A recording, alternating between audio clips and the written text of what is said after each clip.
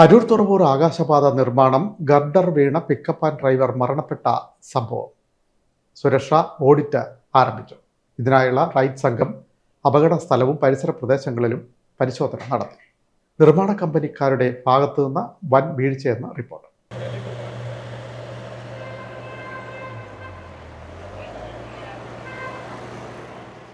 എരമലൂരിൽ ആകാശപാത നിർമ്മാണ സ്ഥലത്ത് അപകടമുണ്ടായ സ്ഥലമുൾപ്പെടെ പരിശോധന നടത്തി. ചൊവ്വാഴ്ച 12 മണിയോടെ സുരക്ഷാ ഓഡിറ്റിംഗ് നടത്തുന്നതിനുള്ള റൈറ്റ് സംഘം അരൂർ മുതൽ ചമ്മനാട് വരെയുള്ള നിർമ്മാണ സ്ഥലങ്ങൾ പരിശോധിച്ചത്. ഈ പരിശോധനയ്ക്ക് ശേഷം വിദഗ്ധ സംഘം സമർപ്പിക്കുന്ന റിപ്പോർട്ടിന്മേലെയാണ് കൃത്യമായ സുരക്ഷാ ക്രമീകരണങ്ങൾ നടത്തുക.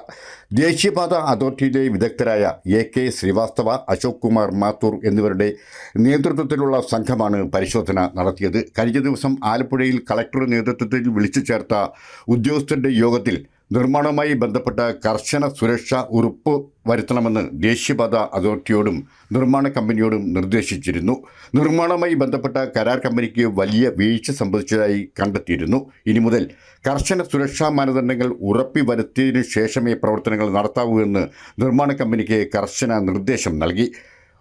വാഹന ഗതാഗതം തടയുന്നതിന് കൃത്യമായ ബാരിക്കേഡുകൾ സ്ഥാപിക്കണം. ദേശീയപാത നിർമ്മാണവുമായി ബന്ധപ്പെട്ട പ്രവർത്തികളുടെ ഷെഡ്യൂൾ ഒരാഴ്ചക്ക് മുമ്പ് തന്നെ തയ്യാറാക്കി പോലീസിന് നൽകണം. ഇതിന് അനുസൃതമായി പോലീസ് ഗതാഗത ക്രമീകരണങ്ങൾ നടത്താനാണ് പുതിയ നിർദ്ദേശം. 2 മണിക്കൂർ പരിശോധനയ്ക്ക് ശേഷം സംഘം തിരിച്ചു. വിശദമായ റിപ്പോർട്ട് ഉടനെ സമർപ്പിക്കും.